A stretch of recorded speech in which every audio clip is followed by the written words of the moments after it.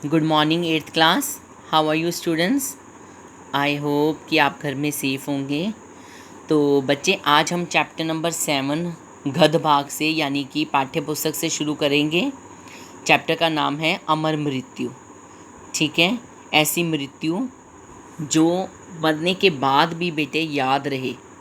ठीक है, अमर रहे, जो कभी भी ना मरे। ठीक है, तो आज हम ये पाठ करेंगे। हमने ये पाठ शुरू किया था लेकिन हमारा कंप्लीट नहीं हुआ था, इसलिए आज जो मैं वीडियो भेजी हूँ उसमें सारा आप अच्छी तरह से देख लेना। फिर इससे संबंधित जो प्रश्न उत्तर हैं फिर वो हम करेंगे। चलिए रीडिंग शुरू करते हैं। एक दिन शाम से ही शैली और मधु दादाजी से बार बार कहानी सुनाने की ज़िद करने लगी। शैली और मधु को सुनाते सुनाते दादाजी की जब कहानियाँ, अंडरलाइन करते जाना बेटे मुश्किल शब्द, कहानियाँ ख़त्म हो गई थी, पुरानी कोई कहानी वे सुनने के लिए राज़ी भी नहीं थी। दादाजी सोचने लगे कि आखिर उन दोनों को कौन सी कहानी सुनाई जाए। आखिर उन्हें एक कहानी याद आई और वो सुनाने लगे। बहुत समय पहले वर्ष 1860 में 7 नवंबर को पोलैंड के वारसा नामक स्थान पर एक बच्ची का जन्म हुआ। उसके माता पिता ने प्यार से उसका नाम मैरी रखा। मैरी बचपन से ही दूसरे बच्चों की अपेक्षा गंभीर और खोजी स्वभाव की थी। ठीक है, दूसरों की अपेक्षा यानी कि दूसरों से अलग थी। गंभीर में शांत रहने वाली और कुछ ना कुछ डिस्कवर करने वाली, खोज करने वाली थी। मेरी के पिता वारसा के ही स्कूल में भौतिक विज्ञान तथा गणित पढ़ाते थे।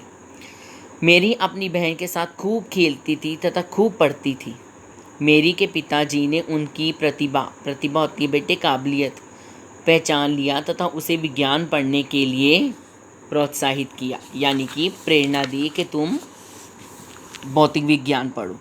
मैरी और उसकी बहन ब्रोनिया दोनों ही पढ़ाई में तेज़ थी, परंतु उनकी आर्थिक स्थिति अच्छी ना होने के कारण पढ़ाई में रुकावटें आने लगी। आखिर दोनों बहनों ने एक दूसरे को मदद करने का निश्चय किया। 5 वर्षों तक मैरी ने ट्यूशन पढ़ाकर, अंडरलाइन कर लेना, ट्यूशन को पढ़ाकर पैसों से अपनी बहन की सहायता की। ब्रोनिया ने भी फिर नौकरी की तथा मैरी की शिक्षा में आर्थिक सहायता की। मैरी की भौतिक तथा रसायन विज्ञान के साथ साथ गणित पढ़ने में भी विशेष रुचि थी। समय के साथ मैरी की विज्ञान में रुचि बढ़ती ही गई। आखिर उसने पेरिस के सारबोर्न विश्वविद्यालय से उच्च शिक्षा प्राप्त की। 1893 में भौतिक तथा उसके बाद गणित में परास्नातक उपाधि लेने के बाद मैरी को पिचलेंट नामक अयस्क पर शोध करने का मौका मिला। इस दौरान मैरी की भेंट पेरे नामक व्यक्ति से हुई।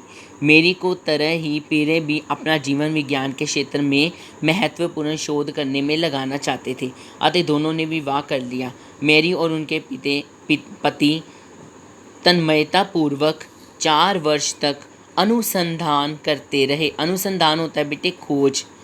तब उन्हें 1902 में कई टन वजन की चट्टान से रत्ती भर रेडियम प्राप्त हुआ।